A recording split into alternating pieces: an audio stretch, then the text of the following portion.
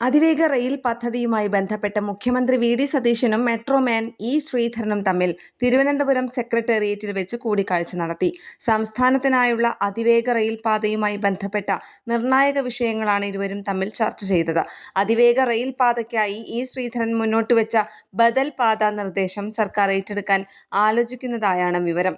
നിലവിലെ പദ്ധതികളെ അപേക്ഷിച്ച് ഈ ബദൽ പാതയ്ക്ക് സ്ഥലമേറ്റെടുക്കൽ വളരെ കുറച്ചുമാത്രം മതിയെന്നതിനാലാണ് മുഖ്യമന്ത്രിയുടെ ഭാഗത്തുനിന്ന് അനുകൂല സമീപനം ഉണ്ടായത് എന്നാണ് സൂചന.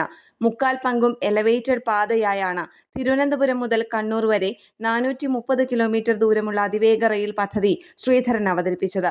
ചർച്ചയുടെ ഭാഗമായി പദ്ധതിയുടെ ഇടക്കാല റിപ്പോർട്ട് ശ്രീധരൻ മുഖ്യമന്ത്രിക്ക് കൈമാറി. Ponnani MLA K P. നൗഷാദ് അലിയും പങ്കെടുത്ത ഈ ചർച്ചയ്ക്ക് ശേഷം വിഷയത്തിൽ തുടർ ചർച്ചകൾ നടത്താനും തീരുമാനമായിട്ടുണ്ട്. ന്യൂസ് ഡെസ്ക് കേരള പ്രണാമം.